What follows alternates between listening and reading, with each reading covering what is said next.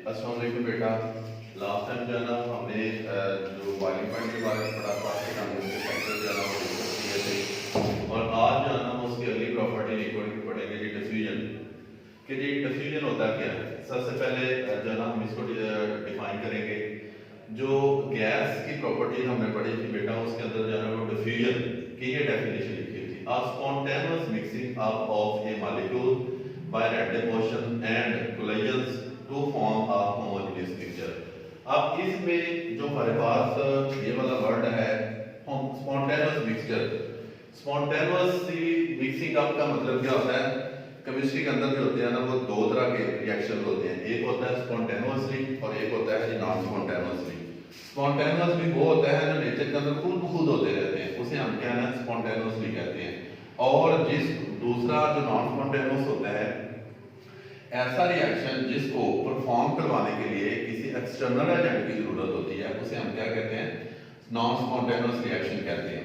ठीक है जी, ये बात क्लियर हुई कि जब भी डिफ्यूजन हो तो स्पॉन्टेनियसली होना चाहिए, मतलब खुद ब खुद होता रहे। ठीक है, mixing of A molecule by random motion, और वो मॉलिक्यूल की रैंडम मोशन होनी चाहिए कि कोई मतलब किधर जा रहा है, कोई किधर जा रहा है, किधर जा रहा है, कि यानी एक सीक्वेंस के साथ नहीं होती कि मोशन होती है ना। कोलिजन मतलब ये वाले जो बीकर होता है, कंटेनर होता है, उसकी दीवारों के साथ, उसकी वॉल के साथ टकराते हैं और करते क्या है, होमोजेनियस मिक्सचर जो है ना वो बनाते हैं। और इसके बारे में हमने पढ़ा था कि मिक्सचर जो होता है ना वो दो तरह का होता है, एक होता है होमोजेनियस मिक्सचर और एक होता है हेटेरोजेनियस। और अगर सेम एटम से जो है ना वो बना हुआ हो तो आपके पास जो है ना वो क्या होता है, होमोजेनियस होता है। और अगर डिफरेंट से बना हो तो उसे क्या कहते हैं, हेटेरोजेनियस जो है ना वो मिक्सचर होता है। ठीक है जी, अब हम इसको जो है ना एक्सप्लेन एक एग्जांपल से करते हैं। हमने एक कंटेनर लिया, उसके अंदर जो है ना ये वाला हमने वाटर डाल दिया, तो उसके बाद जो है ना रेड इंक जो है ना उसके हमने ड्रॉप इसके अंदर जो है ना वो डालना शुरू कर दिया। अब देखिए क्या हमारे पास है, स्पॉन्टेनियसली ये खुद ही आपस में जो है एक दूसरे के अंदर जो है ना वो मिक्सअप हो जाएंगे। जैसे ही हमने वाटर के ड्रॉप जो है ना इसके अंदर डाले, जो इंक है वो भी आपके पास जो है ना वो लिक्विड है, और जिसके अंदर भी हम डाल रहे हैं मतलब वाटर, वो भी हमारे पास लिक्विड है। तो देखिए कि जैसे ही हमने इसके अंदर जो है ना वाटर की जो इंक है उसके ड्रॉप डाले तो क्या होगा, शुरू में जो है ना ये आहिस्ता आहिस्ता जो है ना ये वाला क्या होगा कि ये मॉलिक्यूल के साथ जो है ना टकराएगा, इसका जो है ना वो कोलिजन होगा। अब यहाँ पे देखिए मालिक जो लिक्विड था उसके प्रॉपर्टी में हमने ये भी पढ़ा था कि जो लिक्विड के या गैस के जो मॉलिक्यूल होते हैं ना वो कंटिन्यूस स्टेट ऑफ मोशन में जाना वो होते हैं।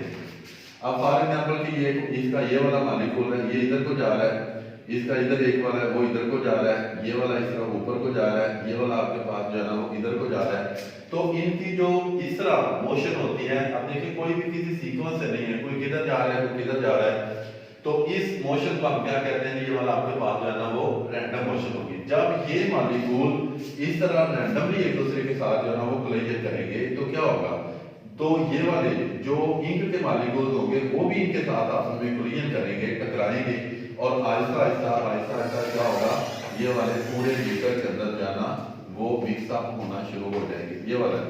ठीक है, और फिर क्या होगा जी, हाँ जी, तो हमने देखा कि शुरू में जब हमने इसके अंदर ड्रॉप जो है ना वो डाले थे तो क्या हुआ था कि वो एक लिमिटेड सा एरिया था जिसमें ये वाले जो रेड कलर हमें नजर आ रहा था। लेकिन जैसे ही ये वाटर के अंदर जो है ना वो चले गए, वाटर के मॉलिक्यूल जो थे जो लिक्विड है उन्होंने कोलिजन किया रैंडमली। तो जब ये एक दूसरे के साथ आपस में कोलिजन करेंगे, टकराएंगे, तो उसके बाद क्या होगा, ये पूरे के पूरे के अंदर जो है ना देखो ये वाले सारे के सारे मॉलिक्यूल जो है ना उसके अंदर हल हो गए। और ये हल होके करेंगे क्या, किस तरह मतलब हल होंगे और बनाएंगे क्या, हमारे पास ये वाला होमोजेनियस मिक्सचर बना देंगे। होमोजेनियस मिक्सचर क्या होता है, जो एक जैसे मॉलिक्यूल जो होते हैं ना आपस में मिलते हैं। अब यहाँ पे देखिए जी पहले वाली बात कि हमने यहाँ पे जो इंक डाली थी वो भी लिक्विड था, और जो जिसके अंदर डाली थी वो भी हमारे पास जो है ना वो लिक्विड था। अब ये दोनों जो है ना मिक्सअप हो गए हैं, और इन दोनों में से अब हमारे पास जो है ना वो फिजिकल मेथड के जरिए अगर हम इसकी जो इंक है उसको सेपरेट करना चाहें तो वो इम्पॉसिबल है। ये वाला था जी हमारे पास जो है ना डिफ्यूजन क्या होता है। दूसरा जी इसके बाद जो है ना वो इसके फैक्टर पढ़ेंगे कि कौन कौन से फैक्टर हैं कि जो डिफ्यूजन को जो है ना अफेक्ट करते हैं। पहला उसमें हमारे पास आ जाएगा जी इंटरमॉलिक्यूलर फोर्सेस। ठीक है जी। तो इंटरमॉलिक्यूलर फोर्सेस को हम ज़रा यहाँ पे देखते हैं कि ये वाला क्या है। इसी तरह की हम इसके अंदर जो है ना वो बीकर लेते हैं। जब ये वाला बीकर, ये वाला इसके अंदर जो है ना वो हमने लिक्विड डाल दिया, ये वाला। अब अगर हम एक ऐसा जो है ना वो लिक्विड लेते हैं जिसके इंटरमॉलिक्यूलर फोर्सेस जो है ना वो स्ट्रॉन्ग होगी, तो अगर उसकी इंटरमॉलिक्यूलर फोर्सेस स्ट्रॉन्ग होगी तो इसका जो डिफ्यूजन, रेट ऑफ डिफ्यूजन होगा ना वो कम होगा। क्यों? क्योंकि ये वाले जो वाटर के मॉलिक्यूल हैं, जिस तरह हमने ये जो है ना वो वाटर लिया हुआ है, तो यहाँ पे इसके जो मॉलिक्यूल्स होते हैं, अब ये जिस तरह के इसका फार्मूला हमारे पास है, ये वाला ऑक्सीजन है, जो है ना ये वाला हाइड्रोजन है, ये वाला जी। हाँ, ऑक्सीजन के ऊपर जो है ना वो पार्शियल नेगेटिव चार्ज होता है और हाइड्रोजन के ऊपर पार्शियल पॉजिटिव चार्ज जो है ना वो होता है। एक और हम इसका मॉलिक्यूल लेते हैं पार्शियल नेगेटिव, और ये वाला हमारे पास पार्शियल पॉजिटिव है, और यहाँ पे ये वाला।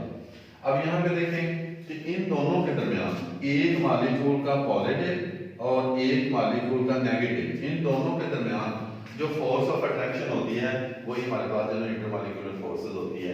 तो अगर ये फोर्स ऑफ अट्रैक्शन यानी इंटरमॉलिक्यूलर फोर्सेस स्ट्रॉन्ग होगी तो हमारा जो मॉलिक्यूल है वो तो इतनी आसानी से ब्रेक डाउन नहीं होगा।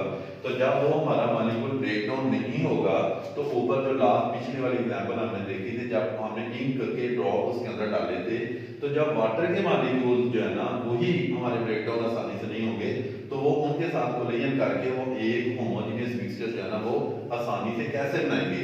तो फिर क्या हुआ कि अगर इंटरमॉलिक्यूलर फोर्सेस जो लिक्विड हम ले रहे हैं उसके दरमियान, उसके मॉलिक्यूल्स के दरमियान जो इंटरमॉलिक्यूलर फोर्सेस है वो स्ट्रॉन्ग होगी, तो आपका रेट ऑफ डिफ्यूजन जो है ना वो आहिस्ता आहिस्ता होगा।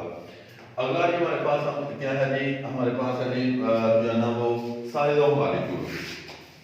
ठीक है जी। साइज ऑफ मॉलिक्यूल में हम क्या लेते हैं कि अगर हमने ऐसा लिक्विड लिया हुआ है जिसके साइज ऑफ मॉलिक्यूल जो है ना वो छोटा होगा, तो वो क्या करेंगे कि उसके मॉलिक्यूल जो है ना वो तेजी से जल्दी से जो है ना वो ब्रेक डाउन हो जाएंगे। और अगर हमने एक ऐसा मॉलिक्यूल लिया हुआ है कि जिसके जो है ना वो उसका साइज जो है ना मॉलिक्यूल का वो बड़ा होगा, तो वो क्या होगा, वो आहिस्ता आहिस्ता ब्रेक डाउन होगा। इसकी एग्जांपल की हमारे पास जो है ना वो ये वाली है। अब ये देखिए वाटर है, ठीक है, ये वाला इसका साइज जो है ना वो क्या है, स्मॉल है, और साथ ही हम क्या लेते हैं जी, हनी, शहद, और इसका जो है ना वो साइज क्या होगा, लार्ज है। अब यहाँ पे देखिए कोई भी चीज अगर आप वाटर के अंदर डालेंगे ना तो वो फिर फॉल जो है ना वो डिसॉल्व हो जाएगी। उसकी रीजन क्या है, क्योंकि वाटर के मॉलिक्यूल जो होते हैं ना वो स्मॉल होते हैं। अब वही वाली इंक वाली अगर आप एग्जांपल लें, इंक वाटर के अंदर डालेंगे तो फौरन जो है ना वो डिसॉल्व हो जाएगी। इट्स मीन डिफ्यूजन का प्रोसेस तेजी से हो रहा है। और अगर वही इंक जो है ना वो आप हनी की शहद के अंदर डालेंगे तो वो उसके अंदर जो है ना डिसॉल्व होगी, लेकिन उसे टाइम लगेगा। वजह क्या है कि वाटर के मॉलिक्यूल स्मॉल है उनका साइज, और जो शहद हनी है उसके मॉलिक्यूल का साइज बड़ा है। तो फिर ये वाला साइज ऑफ मॉलिक्यूल्स क्या अफेक्ट करता है, अगर वो जो है ना मॉलिक्यूल का साइज बड़ा होगा, रेट ऑफ डिफ्यूजन जो है ना वो तेज होगा, और अगर मॉलिक्यूल का साइज जो है ना वो छोटा होगा तो तेज होगा, और अगर मॉलिक्यूल का साइज जो है ना वो लार्ज होगा तो आपका रेट ऑफ डिफ्यूजन जो है ना वो कम होगा। अगला हमारे पास जो पॉइंट है वो क्या है जी, शेप्स ऑफ मॉलिक्यूल। ठीक है, तो अगर हमारे पास जो मॉलिक्यूल हमने लिया हुआ है, जो चीज हमने ली हुई है उसकी शेप रेगुलर होगी। ठीक है जी, अगर आपके पास उसकी शेप रेगुलर होगी तो वो क्या होगा, वो तेजी के साथ जो है ना वो डिफ्यूज करेगा। और अगर आपके पास जो है ना वो इनरेगुलर होगी तो आपका रेट ऑफ डिफ्यूजन जो है ना वो क्या होगा, आहिस्ता आहिस्ता से होगा। और लास्ट पॉइंट जो है ना हमारे पास है कि टेम्परेचर ऑफ मॉलिक्यूल्स है। टेम्परेचर ऑफ मॉलिक्यूल्स के अंदर ये हमने जो है ना इवेपोरेशन में भी पढ़ा था, रेट ऑफ इवेपोरेशन में भी पढ़ा था कि टेम्परेचर का इफेक्ट जो है ना वो क्या होता है। और यहाँ पे भी हम एक जो है ना वो बीकर की मदद से जो कंटेनर है वो लेते हैं। अब यहाँ पे देखें ये वाला, या इस तरह से एग्जांपल ले लें कि ये वाला हमारे पास हाइड्रोजन है, ऑक्सीजन है, और ये वाला हाइड्रोजन है। ये वाला हमारे पास हाइड्रोजन है, ऑक्सीजन है, और ये वाला हाइड्रोजन है। और हाइड्रोजन के ऊपर पार्शियल पॉजिटिव चार्ज होता है, ऑक्सीजन के ऊपर पार्शियल नेगेटिव चार्ज होता है। इसके ऊपर पार्शियल पॉजिटिव, पार्शियल नेगेटिव, ये वाला। ठीक है जी। अब यहाँ पे देखिए कि अगर जो है ना ये वाले हमने इसको जो है वो नीचे हीट इसके ऊपर जो है ना वो अप्लाई करनी है। ठीक है, अब अगर जो हमारे पास लिक्विड है उसके मालिक्यूल जो होते हैं ना उनके अंदर इंटरमॉलिक्यूलर फोर्सेस भी स्ट्रॉन्ग है और उसके अलावा जो उसका साइज है वो भी बड़ा है, तो फिर जो डिफ्यूजन का प्रोसेस होगा ना वो कब तेजी से होगा कि जब जो लिक्विड जिसकी हमने डिफ्यूजन करनी है अगर उसके मालिक्यूल जल्दी से ब्रेक डाउन होंगे तो देन हमारे पास जो है ना रेट ऑफ इवेपोरेशन जो डिफ्यूजन है ना वो ज्यादा होगा। तो आप यहाँ पे देखें जी कैसे है कि अगर हम कोई ऐसा लिक्विड लेते हैं तो हमने हीट उसको जो है ना वो स्पेसिफिक हीट जो है ना उसके ऊपर अप्लाई की हुई है, अगर लेकिन वो क्या होगा कि वो थोड़ी सी हीट देने से वो मालिक्यूल जो है ना ब्रेक डाउन नहीं होगा। तो जब मालिक्यूल खुद ब्रेक डाउन नहीं होगा तो उसके अंदर जो हम चीज डालेंगे तो वो अपने अंदर उसको डिसॉल्व कैसे करेगा। तो फिर क्या है कि उस मालिक्यूल को जल्दी से ब्रेक डाउन करवाने के लिए क्या करेंगे, हम जो है ना वो टेम्परेचर को हीट को जो है ना वो बढ़ा देंगे। तो जितनी हीट ज्यादा होती जाएगी, जितनी टेम्परेचर को ज्यादा बढ़ाते जाएंगे उतना ही तेजी के साथ वो मालिक्यूल जो है ना वो ब्रेक डाउन होगा। जितना ज्यादा मालिक्यूल ब्रेक डाउन होगा तो उसमें आने वाली जो चीज जो लिक्विड हमने उसके अंदर डाला हुआ है वो उतनी जल्दी से मालिक्यूल के साथ कोलाइजन करके रैंडमली तो वो जो है ना वो होमोजेनियस मिक्सचर बनाएंगे। अब यहाँ पे देखें जी इन दोनों के दरमियान अगर जो है ना ये देखिए एक नेगेटिव और एक पॉजिटिव है, इन दोनों के दरमियान फोर्स ऑफ अट्रैक्शन है। इस फोर्स ऑफ अट्रैक्शन जो है ना इसको हम क्या कहते हैं, ये इंटरमॉलिक्यूलर फोर्सेस है। अगर ये बहुत ज्यादा स्ट्रॉन्ग है तो इन ये जो स्ट्रॉन्ग है इनके फोर्स ऑफ अट्रैक्शन ज्यादा है, इसको ब्रेक डाउन कैसे करेंगे, वो हम क्या करेंगे जी हम अपना टेम्परेचर बढ़ा देंगे।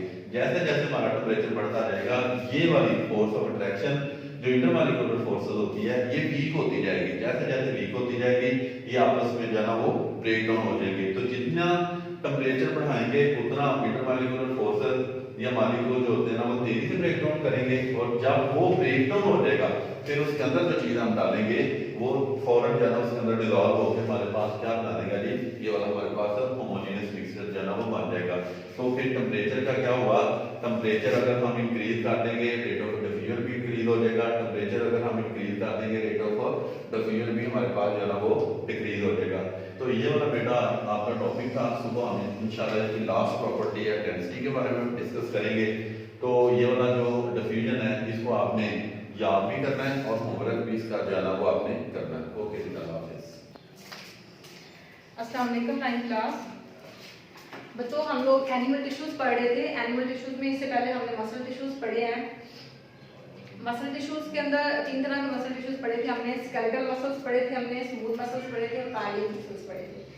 आपको पता है स्केलेटल मसल्स जो थे वो स्ट्राइएटेड मसल्स थे और वो वाले मसल्स थे जो बोन्स के साथ कनेक्टेड थे, ठीक है। और जो स्मूथ मसल्स थे वो नॉन स्ट्राइएटेड थे, उनके अंदर स्ट्राइएशंस नहीं थी और वो थे आपकी जो इंटरनल कैविटीज होती हैं, जैसे आप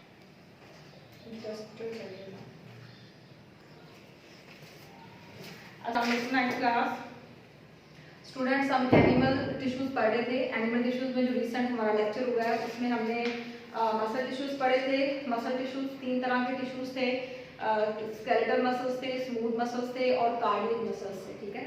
जो स्केलेटल मसल्स थे these were the striated muscles और वो स्केलेटन के साथ अटैच थे। इसी तरह से जो स्मूथ मसल्स थे वो नॉन स्ट्राइएटेड मसल्स थे और वो एलिमेंट्री कनाल, गॉल ब्लैडर वगैरह और ब्लड वेसल्स के इंटरनल साइड्स पे पाए जाते हैं। इसके अलावा कार्डियक मसल्स थे, कार्डियक का मतलब ही हार्ट है, ठीक है। वो हार्ट से जो रिलेटेड चीजें होती हैं उसको कार्डियक कहते हैं, तो ये हार्ट के अंदर पाए जाते थे। आज हम लोग नर्वस टिश्यूज पढ़ेंगे और साथ साथ मैं आप लोगों को प्लांट टिश्यूज पे स्टार्ट करवाऊंगी। यहाँ पे प्लांट टिश्यूज मेंशन नहीं किए, ये मैं आप लोगों को एक्सप्लेन कर दूं, उसके बाद हम लोग प्लांट टिश्यूज की तरफ जाएंगे।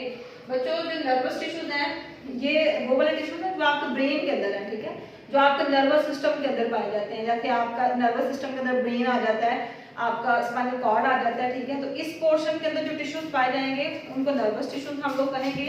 तो नर्वस टिश्यूज देखें, आपको पता है कि इन्वायरमेंट के साथ जब हम लोग इंटरैक्ट करते हैं तो उसके इंटरैक्ट करने के लिए हमारी जो नर्व इम्पल्स है वो ट्रांसमिट होती है, ठीक है। हम लोग किसी चीज को देख रहे हैं तो जो आंख है उसका कनेक्शन भी ब्रेन के साथ है, तो आंख क्या देख रही है उसको इंटरप्रेट आपके ब्रेन ने करना है। आप क्या सुन रहे हो उसको इंटरप्रेट आपके ब्रेन ने करना है। आप किस चीज के साथ टकरा गए हैं, वो सॉफ्ट थी, हार्ड टच था, कोल्ड था या हॉट था, उसको इंटरप्रेट आपके ब्रेन ने करना है। आपके सारे आपके जो 5 सेंस ऑर्गन्स है उनको भी उनकी इंटरप्रिटेशन के लिए भी आपका ब्रेन काम करता है। बाकी आपकी बॉडी को कंट्रोल करता है, जो फंक्शनिंग कंट्रोल हो रही है बॉडी के अंदर, हर तरह की फंक्शनिंग उसको भी आपका ब्रेन कंट्रोल करता है। तो ब्रेन के जो टिश्यूज होते हैं उनको नर्वस टिश्यूज कहते हैं। कहते हैं जो एबिलिटी है इन्वायरमेंट को रिस्पॉन्ड करने की वो स्टिमुलाई होती है, ठीक है। स्टिमुलाई कोई भी इशारा, ठीक है, जो कि रिक्वायर करता है transmission of information among body parts. अगर आपने इन्वायरमेंट को रिस्पॉन्ड करना है किसी तरीके से तो उसके लिए स्टिमुलाई चाहिए होती है, और जो स्टिमुलाई होती है वो आपके डिफरेंट बॉडी पार्ट्स को कनेक्ट करती है, ठीक है। और ये जो कनेक्शन होता है, ये कम्युनिकेशन का जो कनेक्शन है हमारे बॉडी के पार्ट्स के अंदर, वो नर्वस टिश्यूज करवाते हैं, ठीक है। तो नर्वस टिश्यूज जो है ये किस चीज के बने हुए होते हैं, इनमें नर्व सेल्स होते हैं। नर्व सेल्स का दूसरा नाम न्यूरॉन्स भी होता है, ठीक है। नर्व सेल्स को ही न्यूरॉन्स भी कहा जाता है।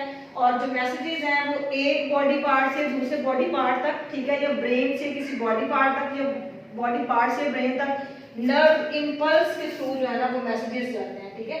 नर्व इम्पल्स जो है ये एक ऐसा पाथवे है जो मैसेजेस लेके बॉडी पार्ट से ब्रेन तक या ब्रेन से बॉडी पार्ट तक जो है वो रिटर्न नर्व इम्पल्सेस आ रही होती हैं। तो न्यूरॉन्स जो टिश्यूज हैं ये स्पाइनल कॉर्ड के अंदर पाए जाते हैं और ब्रेन के अंदर पाए जाते हैं और नर्व्स के अंदर भी पाए जाते हैं, ठीक है। आपने याद रखना है nerve cell is an other thing and nerves are the other things, ठीक है। आप जब 10th क्लास में जाएंगे तो आप लोगों ने वहाँ पर नर्व्स के बारे में पढ़ना है। ये क्लस्टर ऑफ एक्सोन्स बेसिकली होते हैं, ठीक है। एक्सोन्स क्या होते हैं हम लोग आगे देखते हैं। नर्व्स और चीज होती है, नर्व सेल और चीज होती है, ठीक है। अब ये देखें, ये सारे का सारा एक नर्व सेल है, ठीक है। इसका दूसरा नाम न्यूरॉन भी है। लेकिन अगर इस बहुत सारे नर्व सेल्स के इतने से जो एक्सोन होंगे यहाँ से लेके यहाँ तक जो है ना वो एक्सोन का पार्ट है।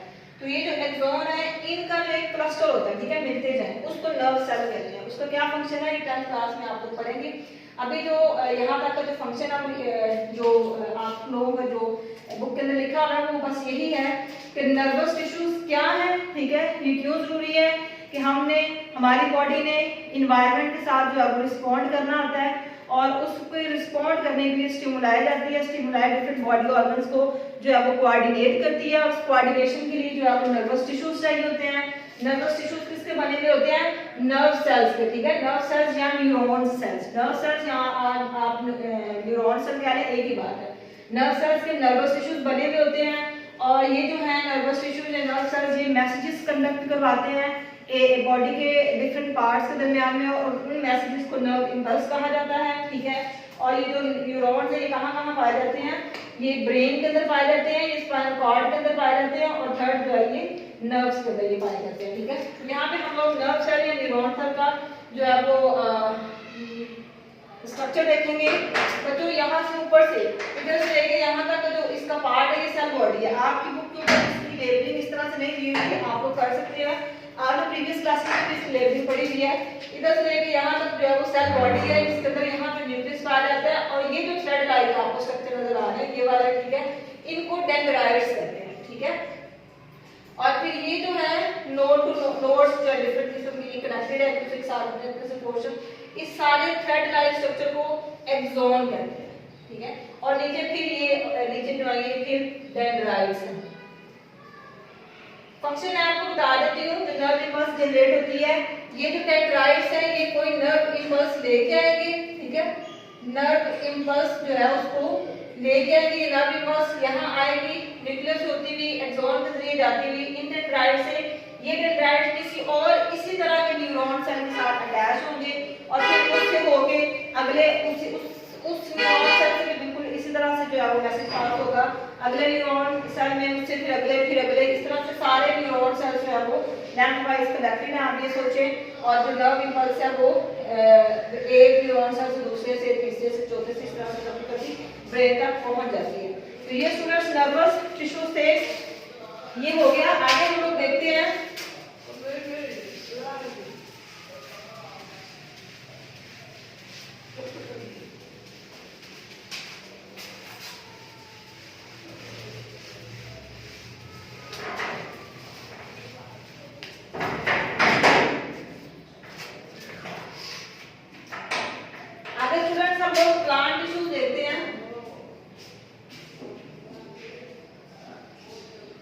जिस तरह से एनिमल के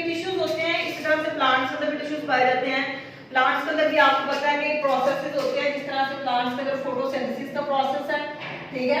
इसको परफॉर्म करवाने के लिए टिश्यूज चाहिए। इसके अलावा ट्रांसपोर्टेशन का प्रोसेस है, ठीक है। इस तरह के और भी बहुत सारे प्रोसेसेस हैं जो कि प्लांट्स के अंदर पाए जाते हैं, और इन प्रोसेसेस को परफॉर्म करवाने के लिए डेफिनेटली प्लांट्स के अंदर भी टिश्यूज रिक्वायर्ड है। बच्चों प्लांट के अंदर दो तरह के टिश्यूज होते हैं।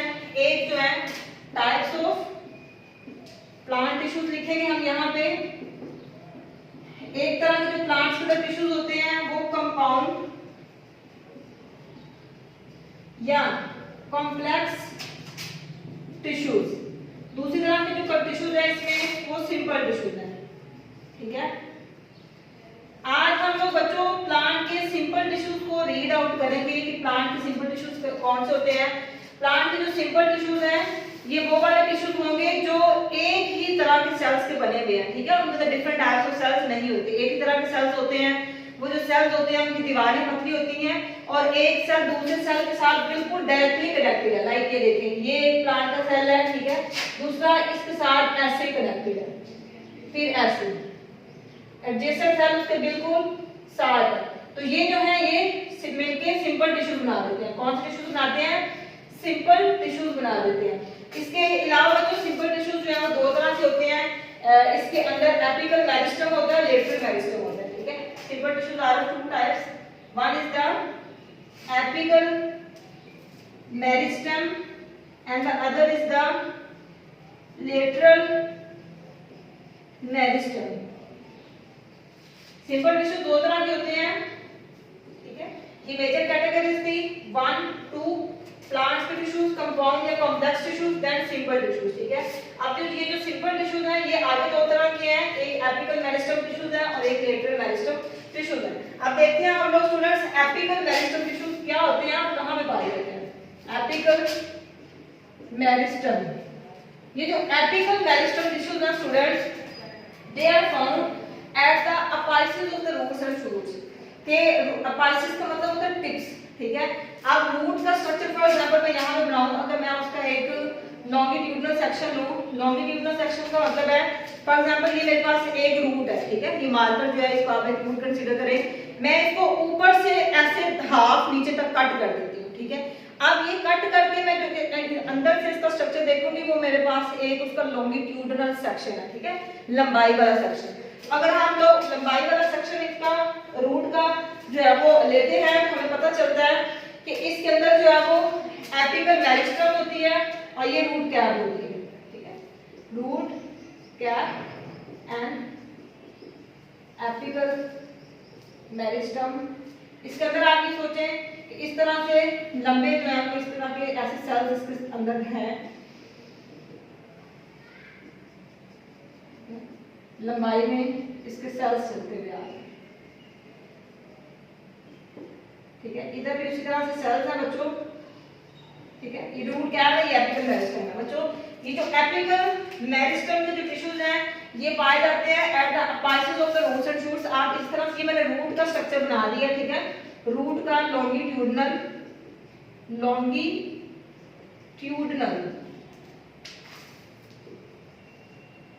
स्ट्रक्चर या सेक्शन, ठीक है। कि लॉन्गिट्यूडनल सेक्शन है वो हम देख रहे हैं। इसके अंदर एपिकल मेरिस्टम्स कहाँ पाए जाते हैं? ये रूट्स या शूट्स के किनारों के अंदर, जैसे वो ग्रो कर रहे हैं ना, तो एंड के ऊपर रूट्स अंदर को प्लांट जहाँ पे एंकर किया हुआ है सोइल के अंदर जो रूट्स हैं वो ग्रो करती जा रही हैं, तो एंड के ऊपर जो टिश्यूज होते हैं वो एपिकल मेरिस्टम होते हैं। इस तरह से जो शूट्स होती हैं, जो शाखें होती हैं, वो जहां से ग्रो करती हुई अपनी लेंथ में ऊपर से बढ़ती जा रही है, तो जो उनका एंड पॉइंट होता है वो उनकी अपाइसेस होती हैं। तो अपाइसेस के ऊपर जो है वो एपिकल मेरिस्टम पाए जाते हैं। स्टूडेंट्स ये वो वाले सेल्स होते हैं जिनकी आपको पता है ये सिंपल टाइप ऑफ सेल्स हैं, ठीक है। इनके अंदर न्यूक्लियस जो है वो लार्ज होता है, ठीक है। और इसके अलावा जो वैक्यूल है वो स्मॉल होता है या होता ही नहीं। नो का मतलब है कि है ही नहीं, ठीक है। या तो इसका वैक्यूल जो है वो स्मॉल है या फिर इसके अंदर वैक्यूल जो है वो है ही नहीं। और when they divide the cause increase the length of the plant, जब ये डिवाइड करते हैं, व्हेन दे डिवाइड ये क्या करते हैं? Increase the length of plant. अगर कोई टिश्यू या कोई सेल डिवाइड कर रहा है और प्लांट के शूट्स या रूट्स की लेंथ इंक्रीज कर रही है, तो ऐसी ग्रोथ को हम लोग प्राइमरी ग्रोथ कहते हैं। ऐसी ग्रोथ को हम लोग प्राइमरी ग्रोथ कहते हैं। ठीक है, दोबारा से स्टूडेंट्स देख लें, एपिकल मेरिस्टम जो है वो it was the type of the simple tissues. ठीक है, और एपिकल मेरिस्टम में उस तरह के सेल्स पाए जाएंगे जो सिंपल सेल्स हैं, एक ही तरह के सेल्स से टिश्यूज बने हुए हैं। इन सेल ये सेल्स जो हैं वो रूट्स और शूट्स की अपाइसिस के ऊपर होते हैं। अपाइसिस का मतलब है कि उनका एंड पॉइंट, ठीक है, जहां तक वो ग्रो कर रहे हैं। तो ये जो सेल्स हैं इनके अंदर न्यूक्लियस बड़ा होता है, वैक्यूल यहाँ तो बहुत ही छोटा होता है, यहाँ होते ही नहीं है। ये बिल्कुल कॉन्ट्रेरी टू द फैक्ट है, बिल्कुल उसके ऑपोजिट है जो हमने बात की थी कि प्लांट्स के अंदर जो है वो सेंटर में बड़ा सा वैक्यूल होता है और न्यूक्लियस जो है वो साइड में छोटा सा होता है। एनिमल सेल के अंदर सेंटर में बड़ा सा न्यूक्लियस होता है और उसके जो वैक्यूल होते हैं वो साइड में छोटे छोटे होते हैं। उससे ही उलट बात है। ठीक है, जो एक्सेप्शंस हैं वो प्लांट्स और एनिमल सेल्स दोनों के अंदर हो सकती हैं। तो न्यूक्लियस इसका बड़ा होता है, वैक्यूल इसके छोटे होते हैं या होते ही नहीं है। और ये जब डिवाइड करते हैं तो ये प्लांट की रूट्स और शूट्स के लेंथ में इजाफा करते हैं। और इस तरह जब प्लांट के रूट्स या शूट्स की लेंथ में इजाफा हो रहा होता है तो उसको प्राइमरी ग्रोथ कहते हैं। ठीक है, उसको प्राइमरी ग्रोथ कहते हैं। स्टूडेंट्स यहाँ तक आप लोगों को याद करना है, आगे लेटरल मेरिस्टम है उसको कल इंशाल्लाह हम डिस्कस करेंगे। इसके अलावा जो है वो अगली बातें भी इसके अलावा मेरिस्टेमेटिक टिश्यूज है, सिंपल टिश्यूज के अंदर मेरिस्टेमेटिक टिश्यूज और परमानेंट टिश्यूज आते हैं। अच्छा, ये सिंपल टिश्यूज थे, इसकी आगे जो है वो मेरिस्टेमेटिक टिश्यूज और परमानेंट टिश्यूज है।